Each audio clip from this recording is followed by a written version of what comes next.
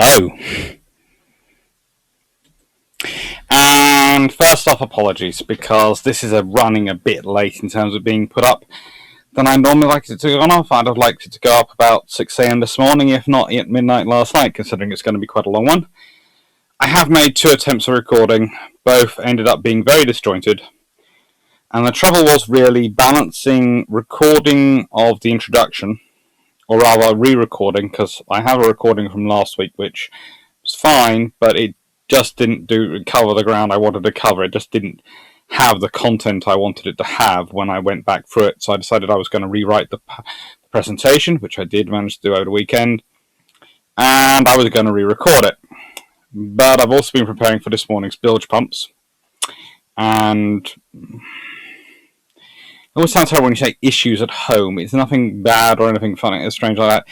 It's just been the sheer mechanics of life under COVID with 2 shielded people and having to deal with some stuff which had to be arrived and sorted out. So basically, the 2 previous recordings were so disjointed because I kept having to press pause to go and deal with people coming to the door and all sorts of weird stuff that they ended up not flowing nicely.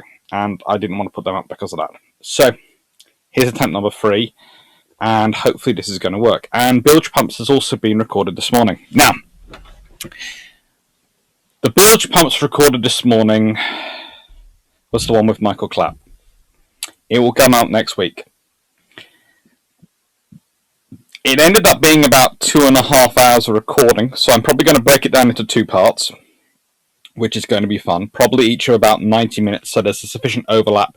It isn't sort of weird, and it follows. And I think you're going to love it. In fact, I know you are. I know everyone who listens is going to love it. I was sitting there. We were watching there. I've posted one of the blooper reels sort of things already on Twitter. I've got tons more pictures ready to go. I've gone through taking photos as it's been, and wow. We'd spent it's probably been about 6 weeks in planning for me to try and get organised and put it together. For Jamie and Drac, they've probably known about it for about 2 weeks because it's after, isn't it? I confirmed Michael. So probably about 2 weeks coming up, and it's been advertised for a week, and it was just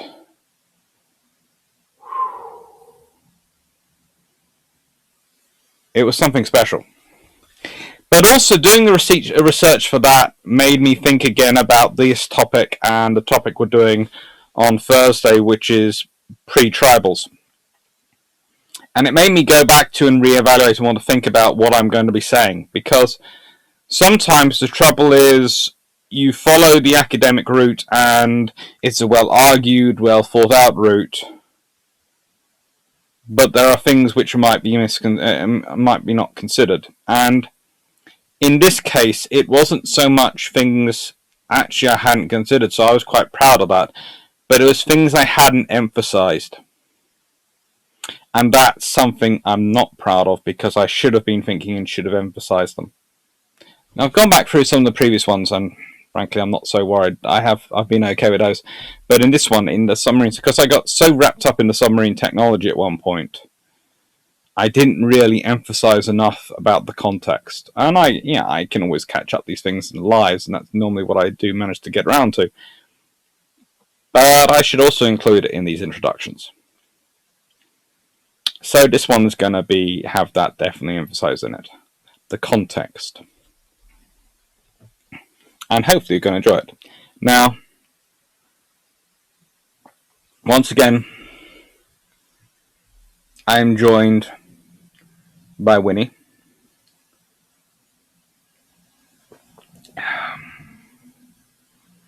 Mainly because this morning, while doing bilge pumps, I did manage to drink an entire 2-litre bottle of Iron Brew.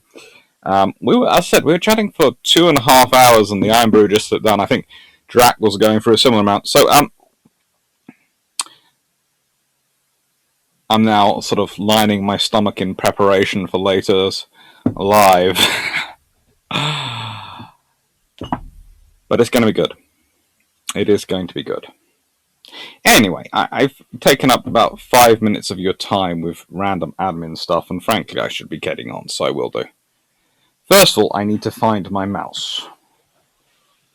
There it is, just in case I need it. So today, making Mare Nostrum a hollow jest. RN submarines in the Mediterranean.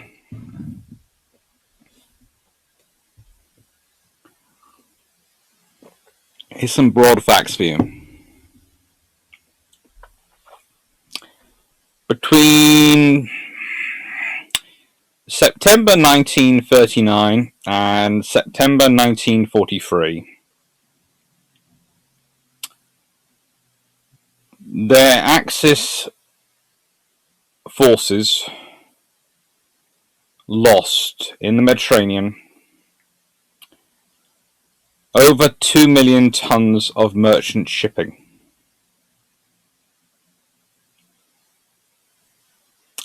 2 million tons.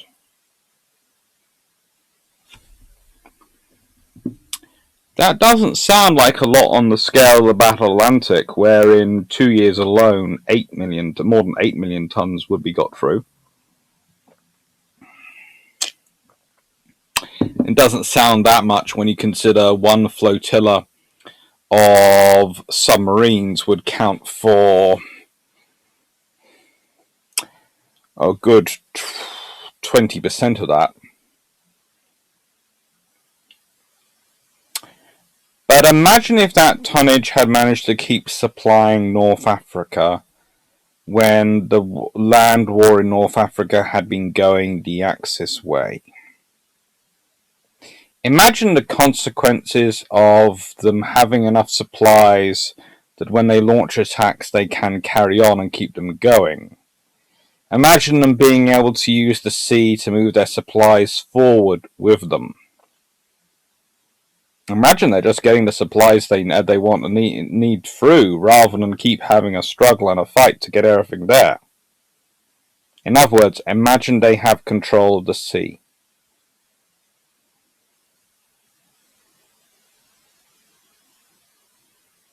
That makes North Africa a very different campaign.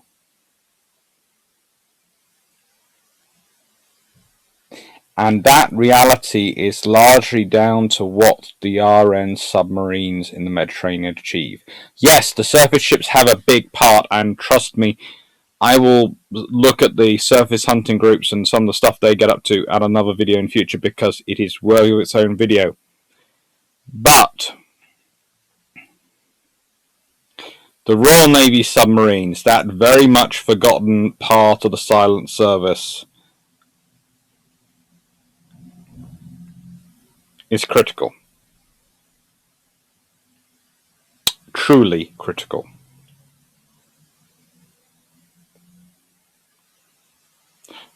What would have been the case without their presence, without their efforts, is very different than what there was with their presence.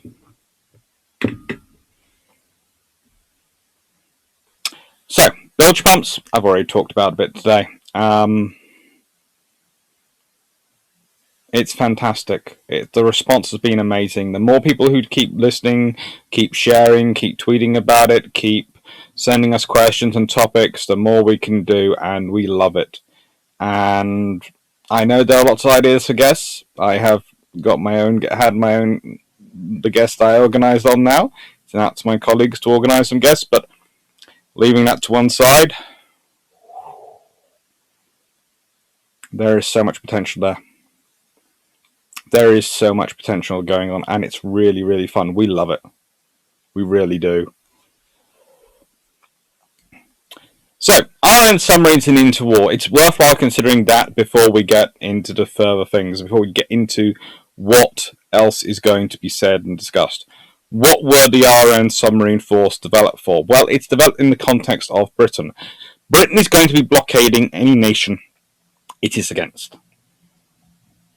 It's not going to be the blockaded power in its mind. It's one of the most powerful navies in the world. For you to be blockade Britain, you're going to have to do a lot of fighting, and you're basically going to have to be America. to have even a chance of doing that, i.e. having a coast close enough and being able to mass starting with a fleet which is pretty much the same size, give or take quite a lot of destroyers, because they don't tend to build up to the same number in terms of tonnage.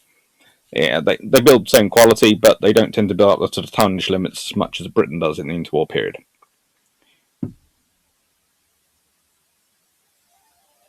But to actually do that, that's a massive thing for the US Navy to even try and attempt, and I don't think even they'd have tried to attempt it in the interwar period at that point, unless there was short of a major war, it's not going to happen.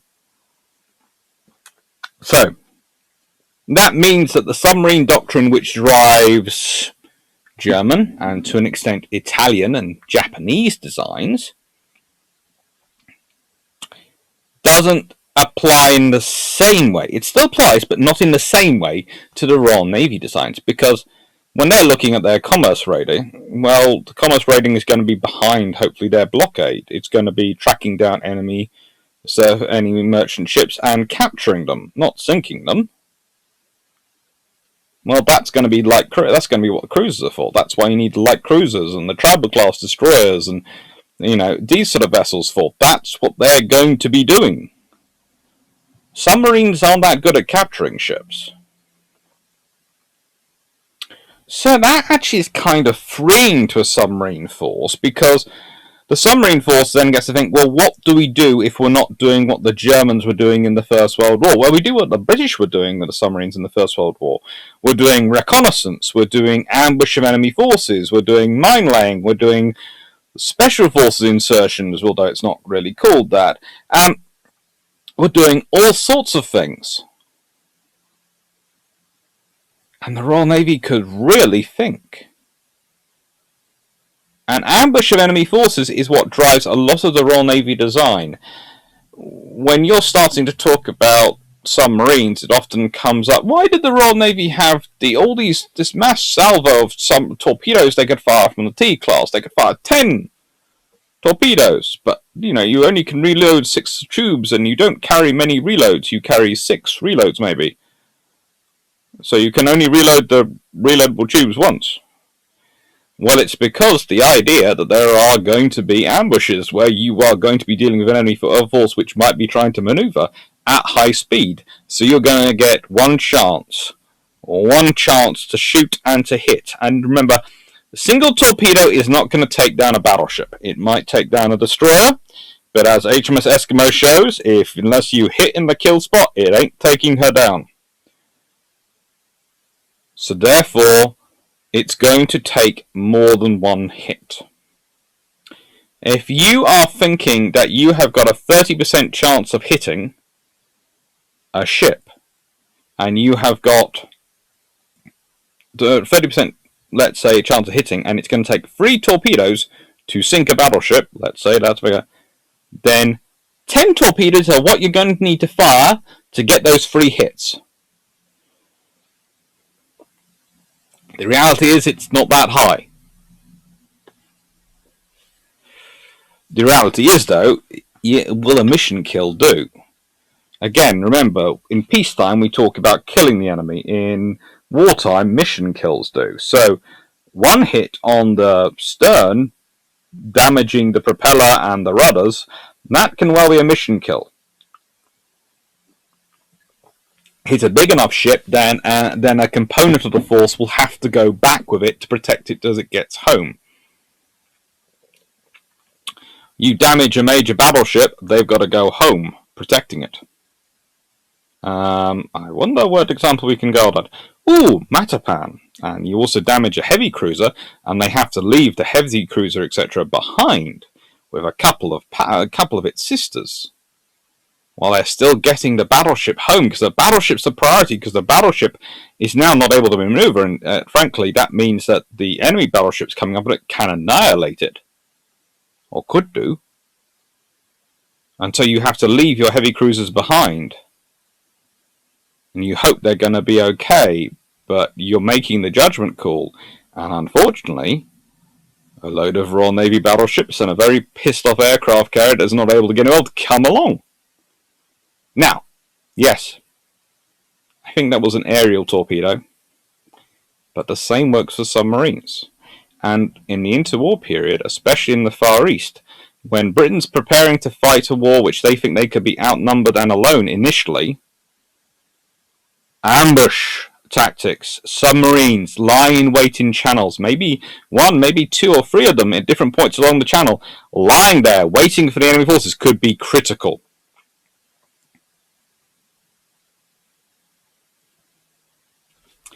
Factors of construction, the treaties. Once you take apart what else they're built for, there's also the treaties. There's budget, but honestly, on the scale of things, the good thing about submarines at this point and destroyers is that any time you want to argue about the cost of them, you just go, how much is a cruiser, battleship, aircraft carrier?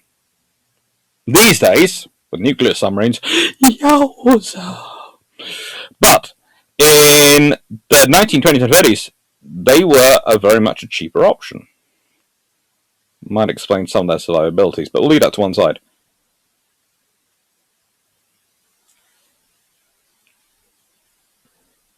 There is a huge amount of impact of the treaties in terms of the size of the submarines they're building. You can arguably see this in some of the OP&Rs, and we're going to go to this. But before we do, I'm going to introduce a book. Now, the book I'm introducing is British Submarines in Two World Wars by Norman Freeman. Now, why am I introducing this? Because, and I have listened past my reservations occasionally with Norman's books, he is still, and I have also said this in the past, one of the very best, if not the best producer of these technical books currently that's produced them all. And there are so many different stats out there. Honestly, at one point I was going through Wikipedia looking at the stats just to see what Wikipedia said, and Wikipedia has dozens of different stats, and then you sort of for these ships, and then books have different stats from the Wikipedia articles, and then all sorts of different things, different articles, figures for them, and you'd end up driving yourself insane if you kept trying to sort of balance and list them all. So, what have I done? Well, being a typical bit of a lazy, in a respect, naval historian, I've just decided that instead of, as I can't go to the archives and can't especially go to the Wirral archives, where they have all the Camel Laird records, and they were they were builders of many of these submarines in the interwar and wartime period. I have decided to go with one book as my guide.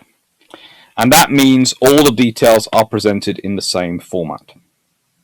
So, I've gone with the Odin, Parthian, and Rainbow classes of the OP&Rs.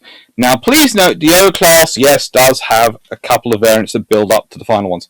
But when we're talking about them as the long-range patrol subs, the major cruising subs of the Royal Navy, the destroyer are in many ways equivalents because of their sizing, we are talking about the Odins. So, please, that is the figures I'm giving. If I give you, and the figures I'm giving to you are correct as of Norman Freeman's book, which I am having to trust. Okay? So, if you end up going, no, that's wrong, don't have the argument with me, go and have the argument with Norman Freeman. Please do go have the argument with Norman Freeman, not me. So, to make sure you understand, this is really known it's from a book. I'm not actually reading this from my notes. I am directly reading this from the book. Okay? So, the Osiris class, which is Odin was a member. Odin was, but for some reason it has the Osiris. I do not know. Anyway, there is HMS Osiris actually pictured there. And HMS Utus as well. They're cute-looking ships, cute-looking boats. I have to remind myself, submarines are boats. Right, Their surface displacement was 1,781 tons, more than most destroyers, and their submerged displacement was 2,038 tons, which is putting them on the level of tribal class destroyer, definitely. Although I think their they have surface, submerged, and standard displacements, which is always fun. And the standard is 1,475 tons. So make of that what you will in terms of their joyous scenario. I'm fairly sure this is where the figures come in, because standard displacement, of course, is that treaty, artificial, all water, all sorts of things removed, official displacement. Then the actual surface displacement is 1,781 tons, and submerged displacement of 2,038 tons. So they're orbiting around about destroyer weights. They're not tiny little ships, but they're still... Well, they're not what we talk about as they come. They have 8 torpedo tubes and carry 16 torpedoes. Now, from memory again, they have 8 reloadable torpedo tubes. Again, it's about the spread thing. It is about having that spread, having that ability to fire a large load of torpedoes to ambush your enemy big ships coming through.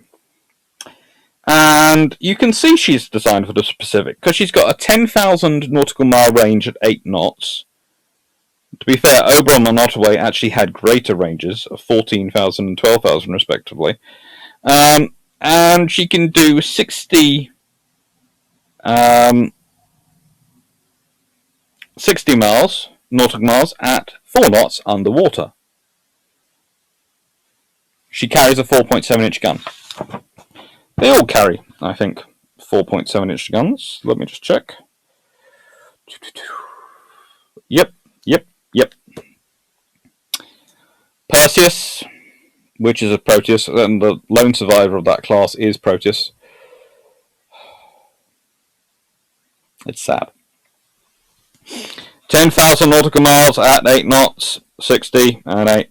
And again, the surface, submerged, and standard weights are all much the same. The R class, pretty much the same story. And the same story in terms of their endurance. Although both the Perseus and the Regent class have 8 torpedo tubes and 14 torpedoes carried. So it's down to the first salvo again. But remember, again, this is the Royal Navy's thinking. A submarine doesn't have much speed underwater. So it fires its first salvo at a fleet and then tries to duck away as quietly and quickly as it can, so it doesn't get tracked back on and so it doesn't get attacked. It's then not probably going to be able to catch up with that fleet.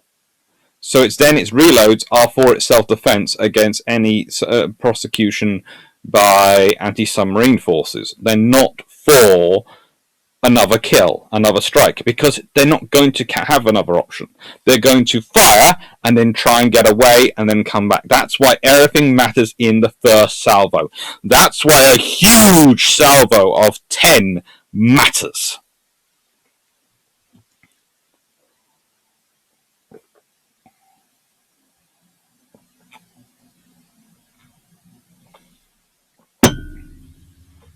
And it does matter. I've always thought these mugs that the handle should be on this side.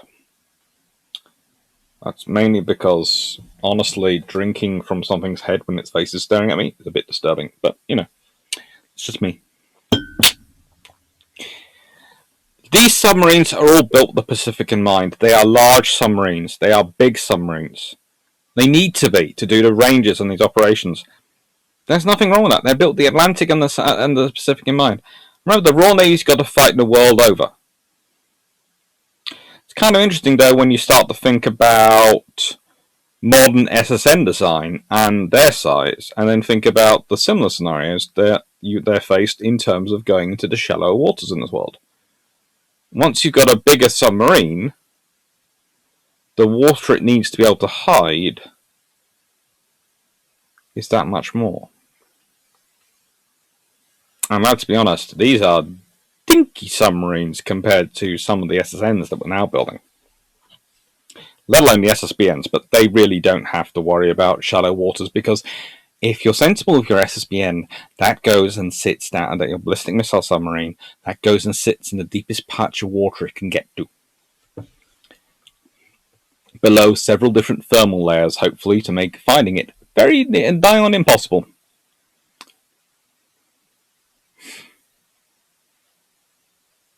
Right then, S-Class. Now, I love the S-Class.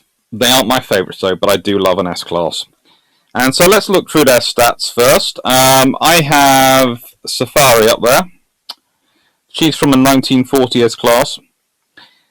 Do not, if you go on Wikipedia, you'll see entirely different figures, so please don't get confused, don't get worried about this. 805 tons surfaced, 995 tons submerged, 715 tons standard.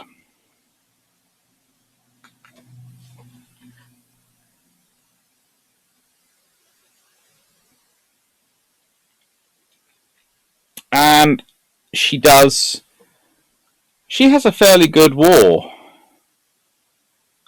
Many of them do. But the S-Class do suffer. 9 out of the original 12 get sunk. Mostly in the Mediterranean. There's actually a song made about it.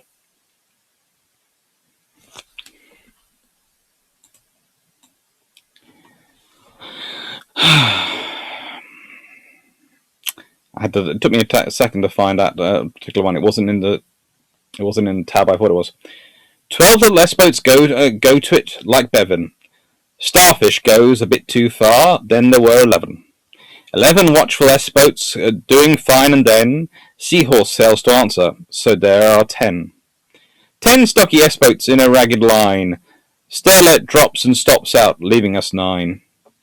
9 plucky S-boats, all pursuing fate. Shark is overtaken, now we are 8. 8 sturdy S-boats, men from Hants and Devon. Salmon now is overdue, and so is the number 7. 7 gallant S-boats trying all their tricks. Spearfish tries a newer one. Down we come to 6. 6 tireless S-boats fighting to survive. No reply from Swordfish, so we tally 5. 5 scrubby S-boats patrolling close inshore. Snapper takes a shortcut. Now we are 4. 4 fearless S-boats too far out to sea. Sunfish bombed and scrap heaped. We are only 3. 3 threadbare S-boats patrolling over the blue. Sea Lion, Sea Wolf, and Sturgeon survived, so it doesn't go down below 2 and 1. But that's a class of 12 submarines.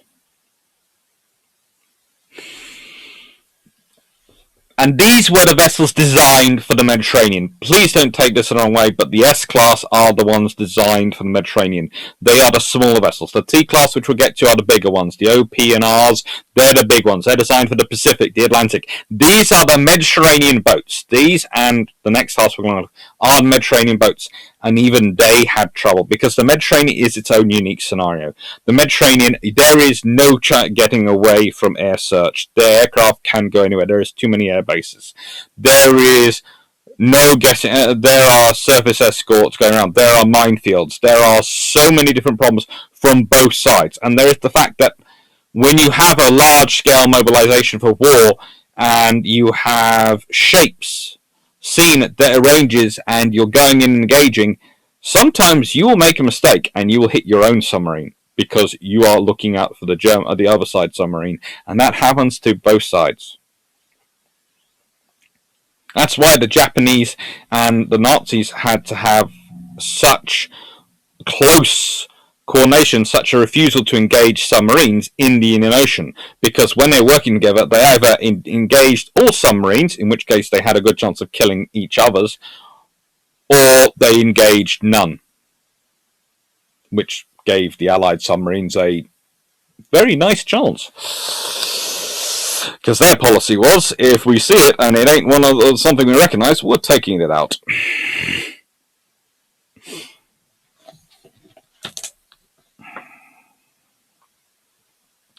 Again, though, And this is the point. You can see a difference in their being designed for Mediterranean, because they have 6 tubes and 12 reloads. Why are you designing for the Mediterranean different than you're designing for the Pacific or the Atlantic? Well, it's also why they can do 120 miles underwater at 3 knots.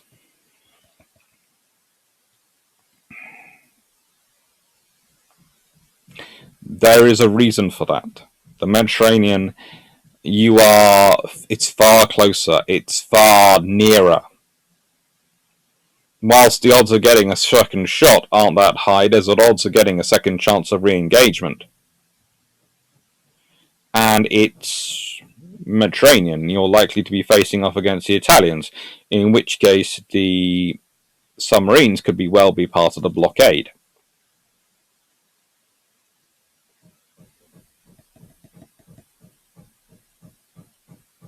That is what they're thinking. That is what the S-class are for. They're for the imposition of a blockade. T-class. The mighty T-class. Now, I really want to get more into Thrasher, but we're going to start off with Trident.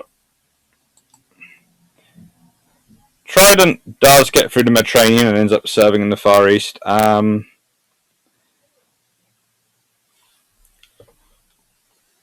She has a lot of fun in her history. She's kind of unlucky, though. She is really kind of unlucky. Her torpedoes missed 2 submarines in submarine-on-submarine engagements, so she did try to take out things. She goes to the Far East in 1943, and she has a lot more success out there.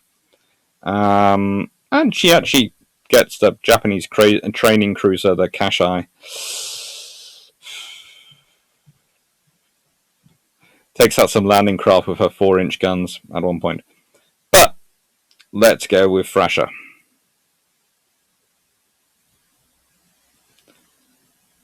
And again, I've lost the tab, so I'm going to pause a second. Found it! I should stop saving my things as PDF files and having them on Chrome to open. I should really have them as Word documents. It's easier to find stuff. Right then, so the reason I've got HMS Thrasher up here is because she's a pretty darn cool ship. And because those holes, which I am going to expand so you can see, and in typical style, it does this to me. So, those holes, A, B, and A1, I think you can see a C there, possibly, are all to do with this. The King has been graciously pleased to approve the grant of the Victoria Cross for great valour while serving in HM submarine Thrasher to Lieutenant Peter Scowen Watkinson Roberts, RN, and Petty Officer Thomas William Gould. On February 16th, in daylight, HM submarine Thrasher attacked and sank a heavily escorted supply ship. She was at once attacked by depth charges and was bombed by aircraft. The presence of 2 unexploded bombs in the gun casing was discovered when, after dark, the submarine surfaced and began to roll. Lieutenant Roberts and Petty Officer Gould volunteered to remove the bombs, which were of a type unknown to them. The danger in dealing with the second bomb was very great. To reach it, they had to go through the casing, which was so low that they had to lie at full length to move in it. Through this narrow space in complete darkness, they pushed and dragged the bomb for a distance of some 20 feet, until it could be lowered over the side. Every time the bomb was moved, there was a loud twanging noise as of a broken spring, which added nothing to their peace of mind. This deed was made more gallant, as HMS submarine Thrasher's presence was known to the enemy. She was close to the enemy coast in waters where his patrols were known to be active day and night. There was a very great chance, and they knew it, that the submarine might have to crash dive while they were under the casing. Had this happened, they must have been drowned. And what isn't mentioned there is that probably their bodies would have been trapped underneath the casing and their friends would have had to remove them after the submarine surfaced again. if it surfaced again.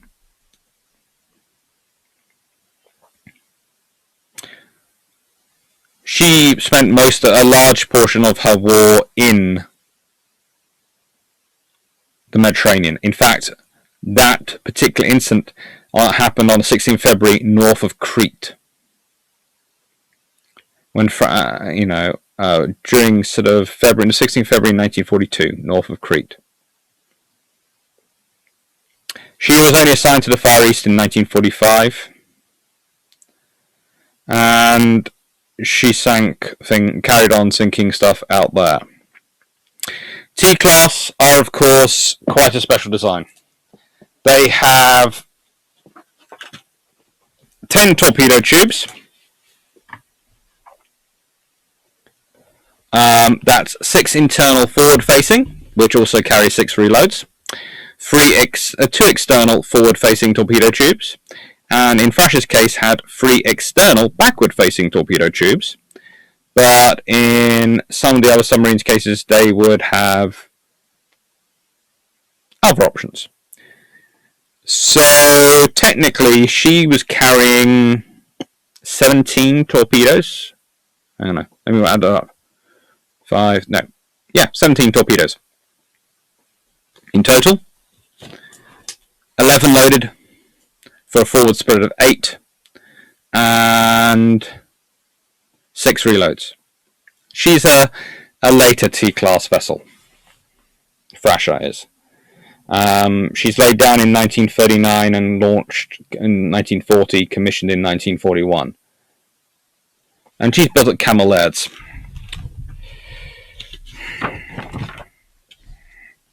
Let's go. So,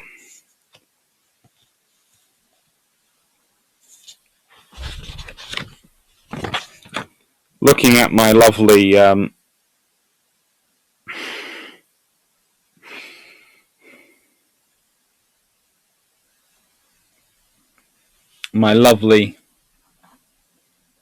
Norman Freeman book for my stats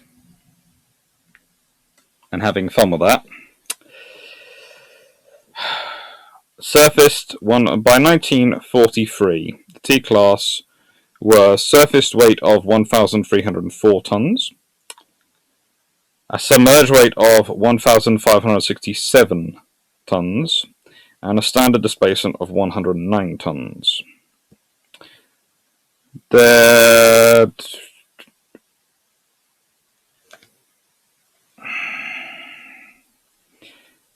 11 torpedoes, 11 tubes, 17 torpedoes.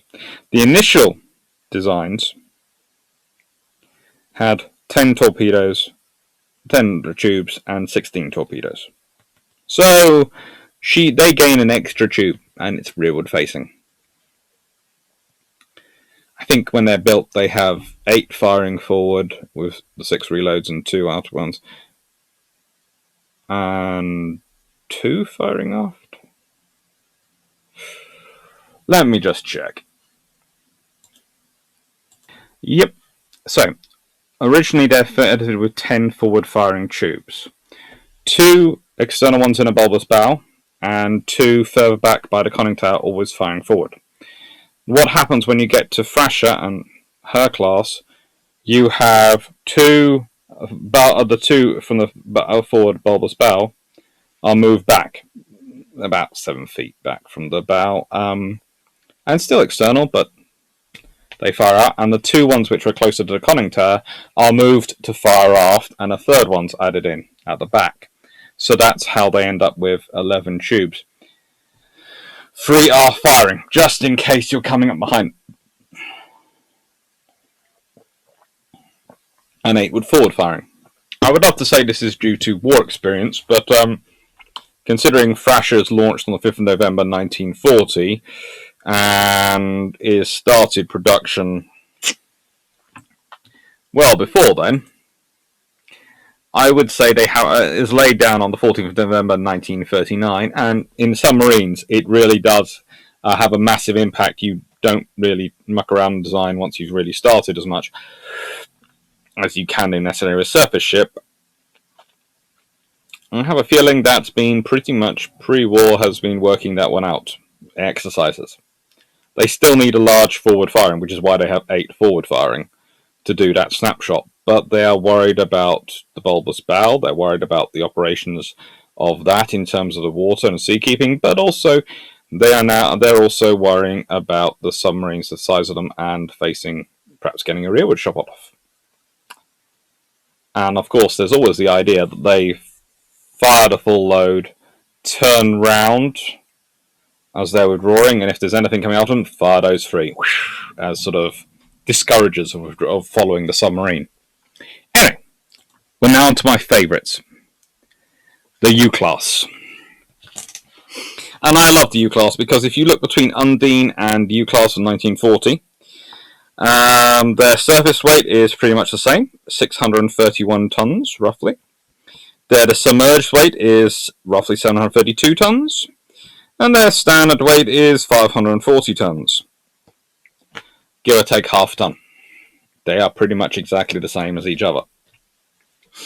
And the U-class are cool.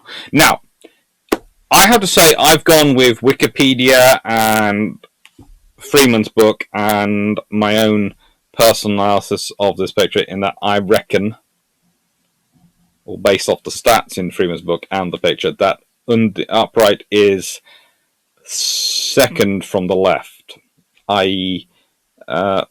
Next to the larger submarine, but not quite alongside the depot ship. But,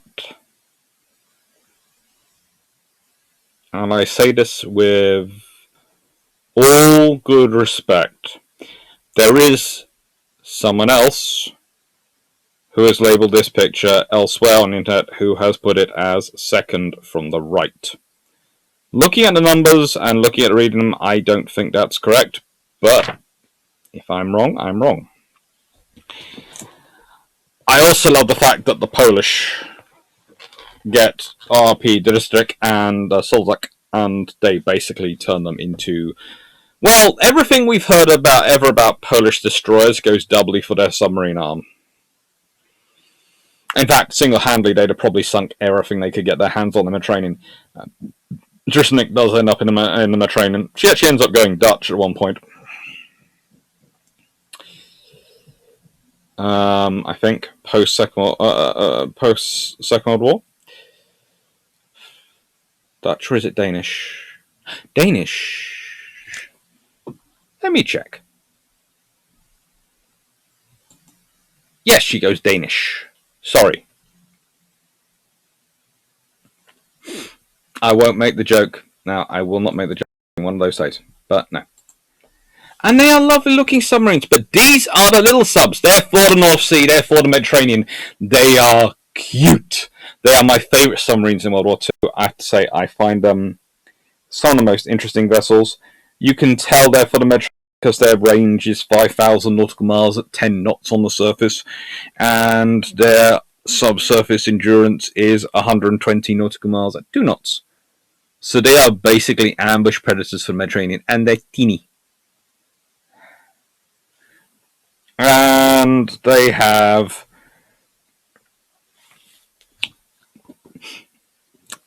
6 torpedo tubes in the Undine class. We're carrying a total of 10 torpedoes, so they have reloads of 4. And by the time you get to the 1940 U class, they've got 4 tubes and 8 torpedoes carried. So they've got 1 set of reloads.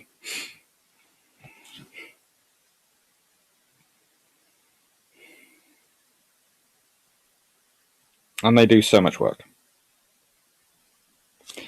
These are in many ways the high-end killing machines of the Battle of the Mediterranean as far as the Royal Navy is concerned.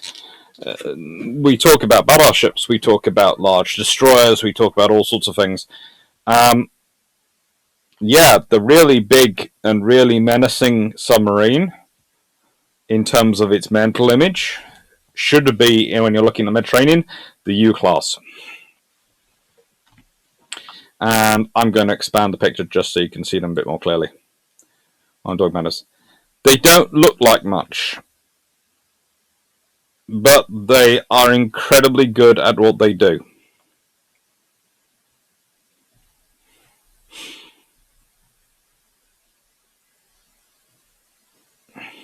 And they are incredibly good at that.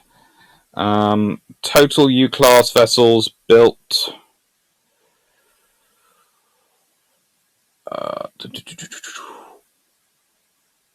It's always good when you can't even find in your own notes a number you're just about to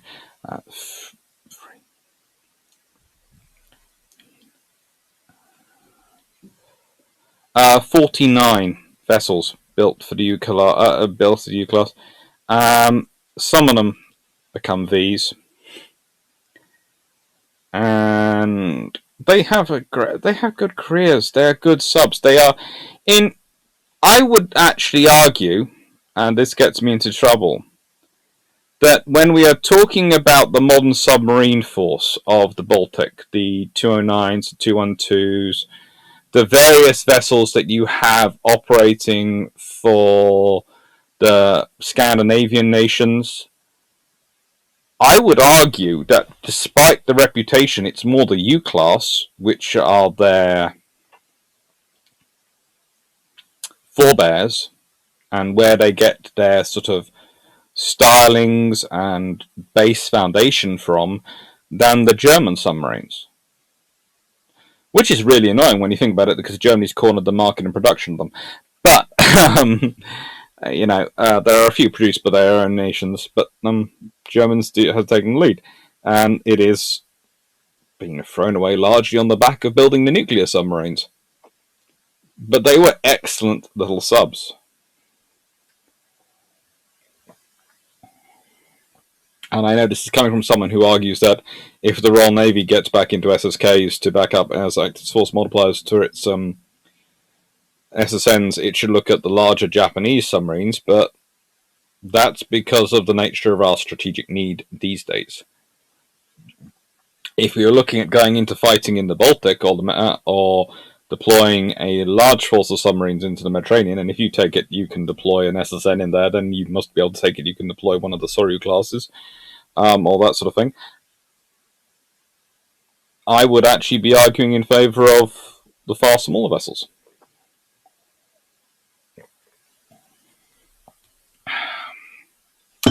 Right.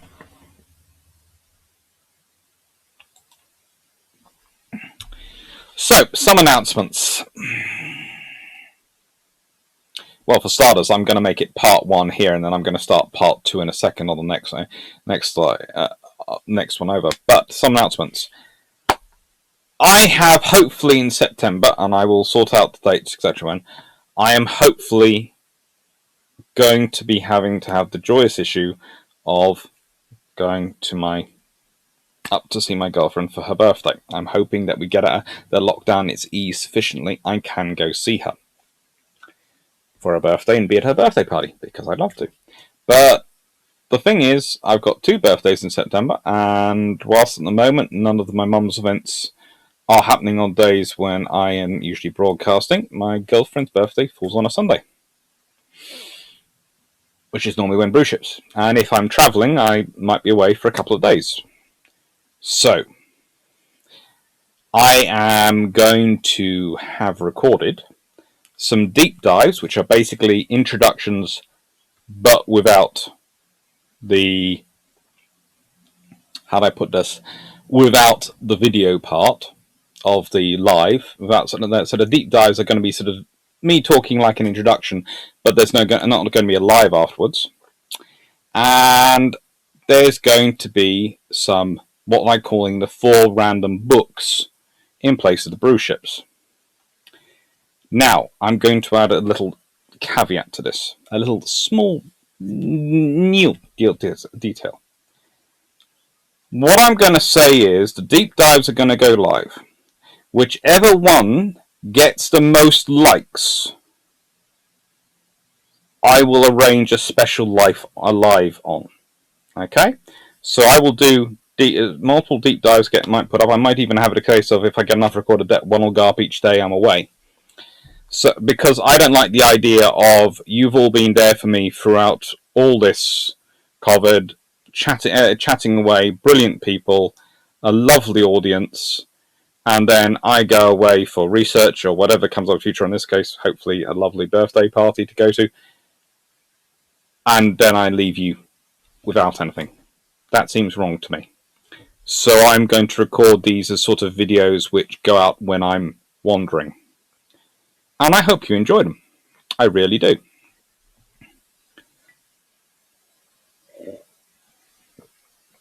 And as I said, the ones which get the most likes will be turned. The one which gets the most likes will be turned into a live special. That's going to be fun. Right then. So as usual, at the end of my videos, Tuesday the 28th of July, making Mare Nostrum a hollow Jest. That's today. Well, hey. And Thursday 3rd of July, pre-tribals. What else we got coming up? Ooh, the Little Boat Wars, MTBs, MGBs, SBS SA operations in the Mediterranean and Aegean during World War II. That's going to be fun. It's hard to think that that's only next Monday. I really don't feel ready for it yet, but I will do by next Monday. 6th, the outcome of the Spanish Armada, Battle of Cape Passaro, and HMS Emerald and HMS Enterprise. Ooh. Battle of Texel. Yay! Could Crete have been saved in 1941? I'm looking forward to that. My answer is yes, but it's rather like Singapore. It's how you fight it. Where else can you find me? Twitter, at AC_Naval History, Patreon, and Global Maritime History. Right. That's 52 minutes long. I hope you enjoyed this one. Take care. Part 2 going to be coming in a bit.